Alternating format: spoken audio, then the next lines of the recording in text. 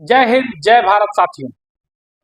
साथियों, स्वतंत्रता आंदोलन 1857 से लेकर 1947 के मध्य लगभग 14,000 क्रांतिकारी शहीद हुए।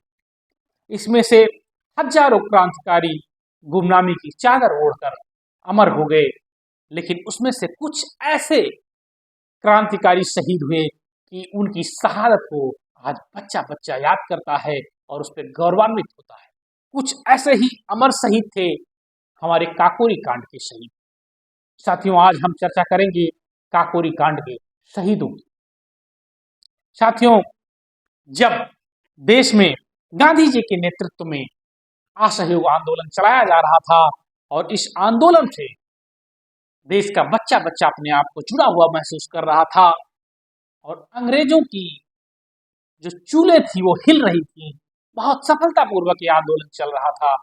उसी समय 4 फरवरी 1922 को गोरखपुर के चौरी चौरा नामक स्थान पे क्रांतिकारी साथियों और अंग्रेज सिपाहियों के बीच में एक झड़प हुई और इससे आक्रोशित होकर हमारे क्रांतिकारी साथियों ने चौरी चौरा पुलिस स्टेशन को आग के हवाले कर दिया, जिससे 3 नागरिक और 22 सिपाहियों की मृत्यु हो गई। इस बहुत बड़ी घटना से प्रभावित होकर अहिंसा के पुजारी महात्मा गांधी जी ने असहयोग आंदोलन को वापस ले लिया। इस आंदोलन को वापस लेने के कारण हमारे कुछ युवा क्रांतिकारियों के मन में आक्रोश की भावना पनप उठी और इस आक्रोश के फलस्वरूप हिंदुस्तान रिपब्लिक एसोसिएशन नामक संगठन का जन्म हुआ। इस संगठन में पंडित राम प्रसाद बिस्मिल, शहीद अशफाक उल्लाह खां, सचिंद्र नाथ बख्शी, जोगेश चटर्जी, चंद्रशेखर आजाद और भगत सिंह जैसे क्रांतिकारी शामिल थे।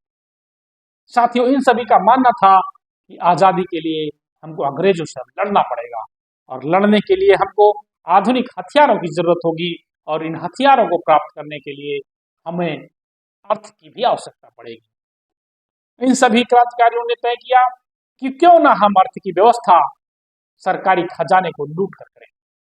इसी क्रम में 9 अगस्त 1925 को काकोरी नामक स्थान पर, जो लखनऊ के निकट है, एक ट्रेन जिसमें सरकारी खजाना जा रहा था उसको लूट लिया गया और इस लूट में मात्र 4,601 रुपए की लूट हुई।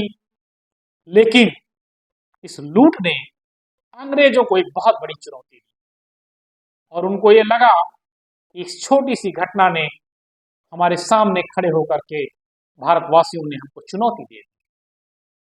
साथियों, बाद में इस केस का मुकदमा चला और 6 अप्रैल 1927 को इसका फैसला सुनाया गया, जिसमें पंडित राम प्रसाद बिस्मिल, ठाकुर रोशन सिंह, राजेंद्र नाथ लहड़ी और अशफाक उल्लाह खां जी को फांसी की सजा सुनाई गई।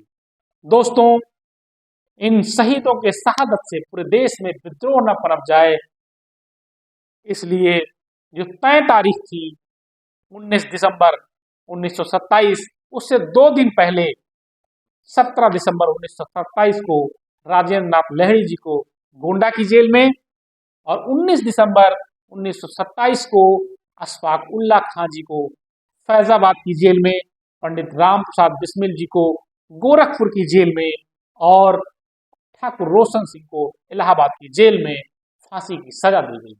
हमारे ये वीर सपूत, मां भारती के अमर सपूत हंसते हंसते फांसी के फंदे को चूम लिए और हमेशा हमेशा के लिए हमारे दिलों में अमर हो गए। साथियों, हम उनकी शहादत को याद करते हुए उन्हें भावभीनी श्रद्धांजलि अर्पित करते हैं और फिर वही बात दोहराते हैं कि शहीदों की चिताओं पर लगेंगे हर बरस मेले, वतन पे मरने वालों का यही बाकी निशा होगा, वतन पे मरने वालों का यही बाकी निशा होगा।